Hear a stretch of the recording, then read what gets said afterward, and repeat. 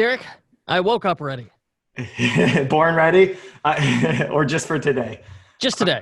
I'm One day at still a time. I'm working on your advice. My background is a little bit different now, not as cool as yours still, but Listen, I have $60 worth of foam glued to my wall, and this means I'm not getting my security deposit back. okay, yeah, this might be a security deposit issue for me as well. We'll see. You added value. That's a shelf. I just glued foam to a wall. Yeah, well, it depends on who comes in next. You could tell the guy who runs the building when he came in and saw this was like, so what's that in the mic for? Like he was terrified that we're like doing singing competitions in here. I was like, don't worry, we're a spoken word podcast. I think everyone would run out of the room if we started singing right now. Yeah, no, you don't want to hear this. It's gruesome. Awesome. Everyone, if you don't know who we've got on the line here, this is Kurt Elster, host of the unofficial Shopify podcast. You are the senior lead and co-founder or founder of EtherCycle. That's right. I've had you on, I think, almost every single summit I've had. Kurt is so versatile. He's talked about so many different things. Today, we're talking about personalization, which we touched on earlier with both Privy and Shop Message. But I think we're going to take it to a whole new level here. Kurt, I will let you take it away. Thank you, Derek. Okay, so I'm Kurt Elster, and I have been working in e-commerce for over 10 years. I've worked exclusively with Shopify merchants for the last 5 years. And with over 1 million downloads, I'm probably best known for hosting the unofficial Shopify podcast, which comes out every Tuesday at 9. And every December, I get asked by bloggers, what's the future of e-commerce, Kurt? And so they could do these roundup quotes. And I want the backlink, so I dutifully tell them what I think the future of e-commerce is. And this is largely based on what people are talking about. For the first time in December, this last December, I came up with what I think is the future of e-commerce. And it wasn't a thing that a lot of people were talking about. So it's not an exciting buzzword. It's personalization. And I think personalization, without a doubt, is simultaneously the future of e-commerce and, at the same time, by far, probably the most underrated, underutilized tactic and strategy available to you in your e-commerce optimization and marketing toolbox. So the reason it works, the reason it's so powerful, is the one thing we all can't stand is irrelevant content. Like, when you get newsletters you unsubscribe, ones you stay on, what's the difference? It's relevance. The ones that you stay on mean something to you, they're relevant to you, but they may not be relevant to someone else. And the same is true of the content on your website and the ads you run. Everything you do, it is only going to be relevant to a certain set of people.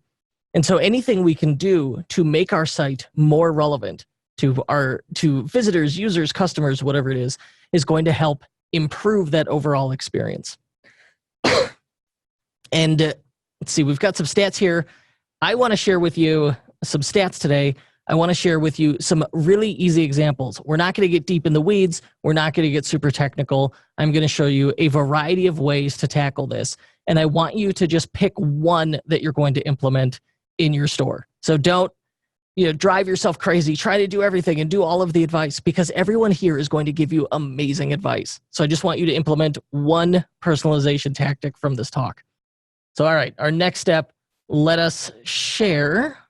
And if you have questions along the way, ask. I will be happy to answer them at the end, or Derek can interrupt me for it. All right, so I'm going to share my screen here. And looks good. Okay, good. I was looking for the confirmation. Thank you, Derek. All right. So first, some stats as to why we should care here. So collectively, businesses lost billions. Accenture, who I trust, I have faith they're not just making this up, says the lack of personalization and consumer trust cost businesses $756 billion last year. Oh my gosh, we're closing in on $1 trillion lost in revenue of money changing hands here because of this. So all right, that doesn't sound good. So that's negative. What's the positive here with personalization? Well, according to Smart Insights, 48% of consumers spend more when the experience is personalized. So maybe you're going, man, my website's got a 4% conversion rate. I don't need to mess with this. You could increase your average order value by adding personalization to your site. And I'll show you a specific example of that. And like me, 90% of marketers supposedly believe personalization is the future. And 3 out of 4 consumers get frustrated when content has nothing to do with them. So again, that irrelevant content is the enemy here. And what do we mean by personalization? Well, we mean showing individualized offers, recommendations, and other content to visitors based on their behavior on the site and what we know about them. So typically, your 3 opportunities for your store with personalization is the very traditional product personalization. That's very literal personalization. So I'll show you one example of that because it works. But it's not necessarily the thing we're talking about. We're talking more about on-site personalization, and like John was talking about, Klaviyo personalization, so it's like marketing personalization, and Ben talked about pop-up personalization with Privy, that's on-site. So those are, we're going to call that our 3 categories: product personalization, on-site, and off-site, or marketing personalization. So here, I love this site, Pop Off Leather. These guys do a wonderful business, really great job. Just interviewed them for my podcast. And they have the very literal personalization, right? You can add free engraving. So if your production allows you to do this, do it. But this does boost conversions. And I love these things. I have one of these valet trays. I love it. I give them as gifts because I can add the personalization. I think it makes a wonderful gift. So there you go. Pop Off Leather. There is your free plug for the day. But this isn't necessarily what we mean by personalization. I think we're thinking more not this typical personalization, which is a conversion booster. We're thinking more on-site personalization. So let's walk through some examples of that. Let's see. Here we go. The contract shop. So I love this. This is using a tool called Write Message. And we've got this pop-up that Write Message powers. And like you could do similar things with other softwares. It says, what kind of work do you do? Well, I'm going to say I'm a wedding pro. And what describes your business? I'm just getting started. So there it says, thanks, we've customized the site for you based on what you've clicked. All right. So as I scroll down this page, I've got this thing up here, which best describes you, where it's trying to segment people. And we've got best-selling tools for building your business. Now that the site knows who I am, watch what happens when I refresh it. The which best describe you section goes away because we already know what category of person I'm in. And then as I scroll down, this offer becomes best-selling tools for protecting your wedding business. I highlight it. So it says best-selling tools for protecting your wedding business. Aha! We have knowing what the person does on the site, or knowing who they are, who's visiting the site, we're now starting to tailor the site to them. And you could take this further. The site, a number of these headlines changes, a number of the featured collections changes, the navigation changes, and a lot of it is just taking away the irrelevant stuff. You don't even necessarily have to change things. Just hide elements that are no longer relevant to the user based on what you know about them. And you don't necessarily have to do it with a survey or tool like what we just saw here. So this one's really cool. I'll show you the back end to this one. You could do it by tagging the customer based on what they purchased using Shopify Flow. That's a good one. Here, let me show you an example that we used to do. So we go to lenosgarage.com, and they've got these different categories of exterior tools, gear, and there's these features: detailing, wheel cleaner, bestsellers. Based on what people have purchased in the past, we use Shopify Flow to tag them, and then we hide or show different collections and elements on the homepage. So right now I'm here, I'm not logged in, so it doesn't know who I am or what I've done. It's just going to show me the bestsellers.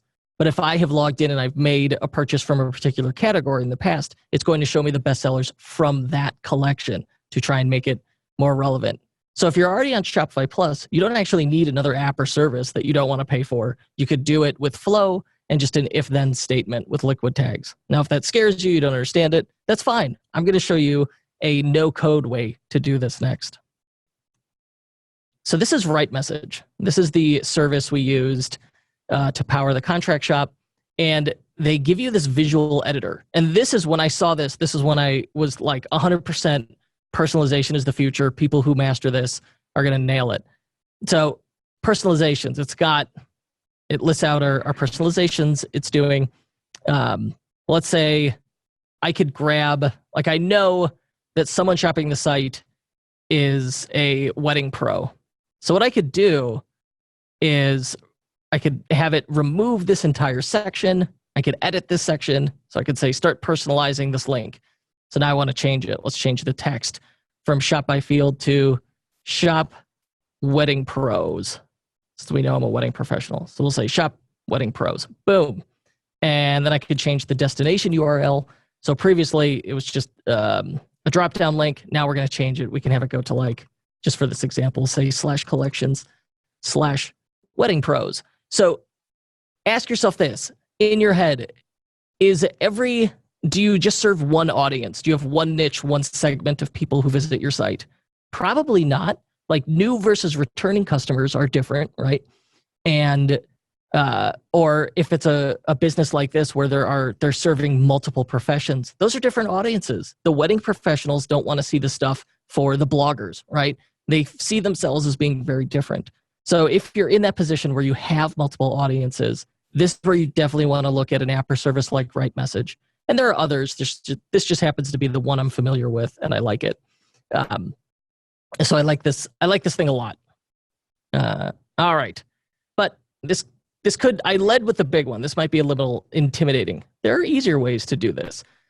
So here we've got Hoonigan.com, and this site, another one. This is a client site. Just easier for me to use client sites as examples because I'm familiar with them. So let's say go to the site of shopping. All right, I want to grab, I like this product, and say add it to cart. And we've got the thing in cart. Now, BoldBrain, which is you check this out, free plan available. There's a free app from Bold. Look what it does. We add the BoldBrain widget in the cart, and look at that. Hoonigan's also shopped for. So this is one of the easiest, quickest wins for personalization, is just show people products that other people have bought. The chances are your product review widget already offers this as a feature. Like Yotpo does this. It can do related product recommendations. Make sure you have that turned on. If you don't have access to something like that, use an app like BoldBrain, or there are others that do the same thing that will add these related products. So this is a very clear example of personalization working to increase average order value. You're going to show relevant products because this thing knows, based on what I've selected, what I've viewed, that these are products other people have purchased that also purchased that product, right? Moving forward. So here we've got BoldBrain. This is the one I recommended. I like this a lot. And what's cool is it'll also do audience segmentation for you. So you could build audiences in it and then export them as a CSV file and upload those to a Facebook custom audience or Klaviyo or MailChimp or whatever it is you use. So let's say, all right, I've got people who bought this particular kind of shirt, and I've got a new product coming out that's like that. Well, you could use this to segment that audience. That's audience segmentation is a kind of personalization. Anything you do to improve relevance is going to achieve that. There's another thing on the Hoonigan side I wanted to show you. That's a quick and dirty example of personalization. If we head into shop new arrivals. Come on, I'll wait. I didn't want this turned into a watch this homepage. There it goes. All right. So we can see this currency switcher at the bottom. If you are doing localization for currency, if you are doing localization for language, no matter how you're doing it, make sure you have automated all of that. This is like the most base level of personalization that you should be doing. So here we're using the bold currency switcher. It's going to default based on geolocation. Geolocation is amazing. Based on IP address, a computer could figure out where someone is located. So let's say you run a site for the US and a site for Canada to do currency or language localization. Here's where you would want to use an app like Geoip Redirect Manager. That just rolls off the tongue.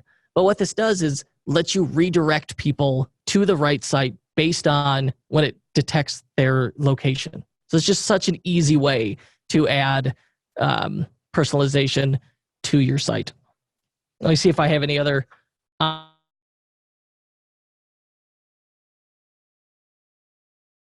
I'm sure Ben covered it, was personalized opt-ins depending on category. And I haven't loaded this up, which is unfortunate, but I wanted to choose Hoonigan as my example. So let's say we have different categories for shop, watch, read. Like this site produces a lot of content. And our exit intent pop-up, which I would love to get it to fire, will show us, hey, never miss out on X. So let's say they're on the shop page. You could say, never miss out on a new product release. If they're watching a video, never miss out on a new video. They're on an article, never miss out on a new article or photo spread, right? Doing that, it's the same offer, you're just tweaking the language. And that's what's so amazing to me about personalization, is none of the tactics I'm showing you are particularly complex or difficult to implement, but very few people are doing it because so few people are talking about it, right? Okay, and now, so once we've got our personalization, and I think with on-site personalization, there's no limit. Do as much as you can afford to, time and money-wise. I want to show you off-site personalization. And this is where the marketing emails, you could just do like straight up novelty level stuff and it gets a ton of attention. You want to see your open rate skyrocket, throw someone's last name, because they're probably used to seeing their first name. Throw someone's last name into an email subject line. So Chubby's does this. Here we've got, check that out, Elster family, Elster being my last name, Elster family for the win. You better believe I opened this email. I wanted to see what was in here. Or, let's see, they have another one in here, if I could find it. All right, so there's Elster family for the win. Oh, yeah, here we go. The Elster team's new outfit. Of course I opened this, right? Anybody could do this one. Like that part, you gotta tempt this one, especially on your Black Friday, Cyber Monday emails. The other one I thought they did that was very clever is because I've purchased a product, they know my ship to a city address. So it was like the hottest shirt in Grays Lake, right? And there's a novelty to it. You can't do that one like constantly, but occasionally that's going to be very catching. Taking that a step further is where you want to get into email flow personalization. And other people have talked about this a little bit. But that's where my best advice, if you're using Klaviyo, and God help me, I hope you're using Klaviyo, is to implement every workflow idea that is in here that you could come up with that makes sense, right? That is relevant to your business. So the first thing, and these don't necessarily have to be just for sending flows out immediately. So here they've got one called Tag Product Category Interest. So you could this is great. You could use this to tag customers based on where they're purchasing from. So let's say you sell apparel and you sell men's apparel and women's apparel. There's two very broad different categories.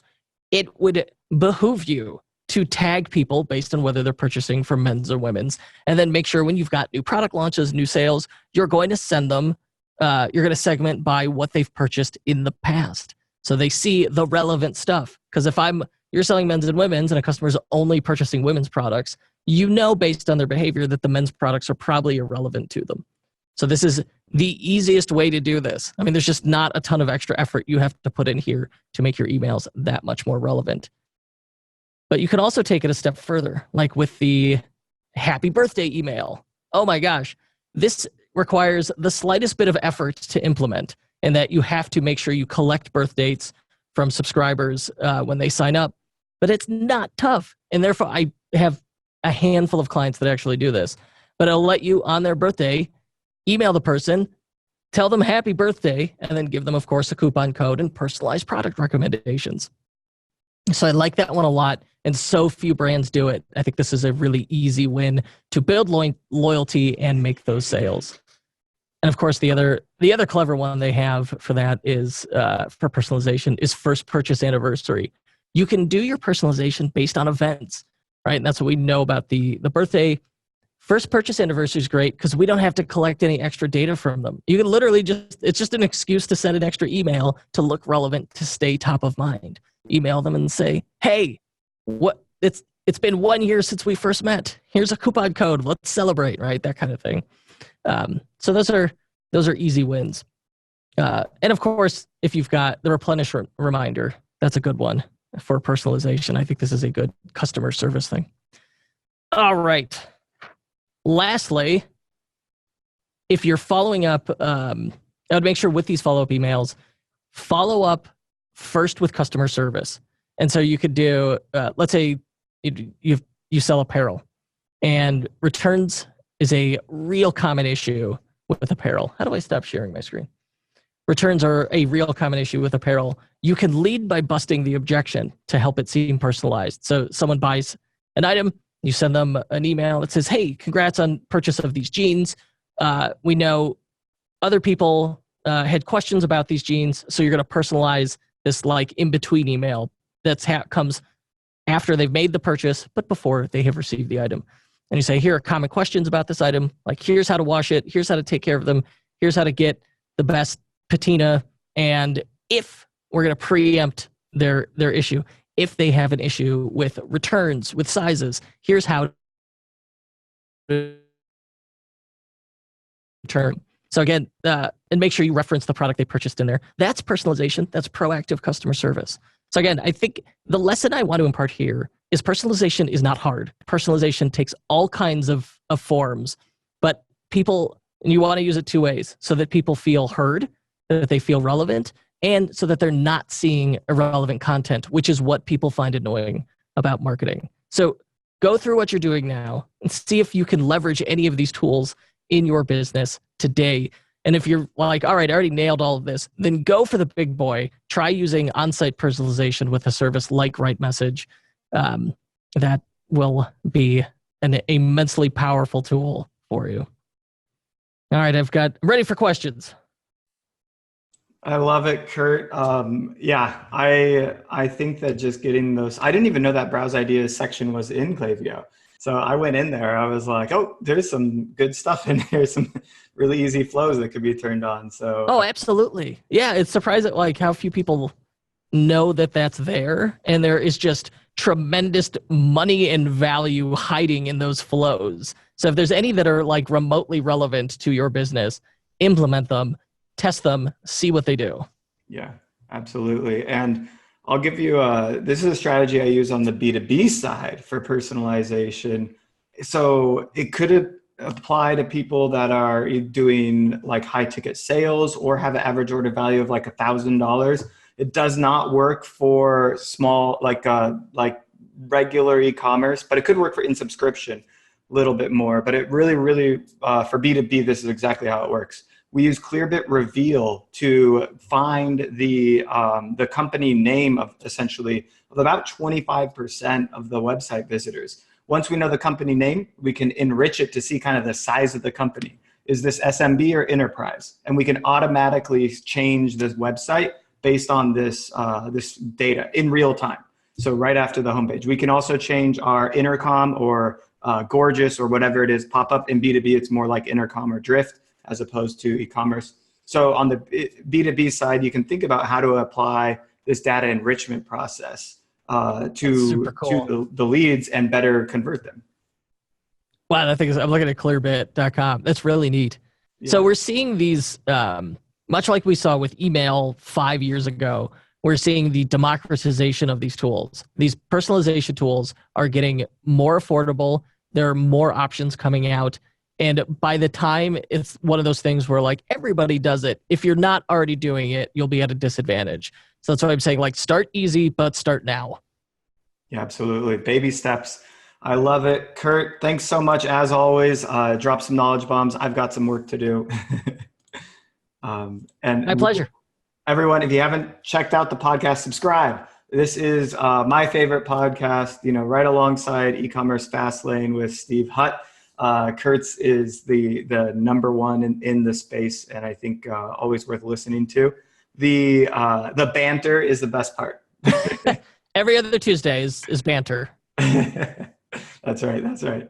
Awesome. Thanks again, Kurt. Roddy, are you ready? Thank you, Derek.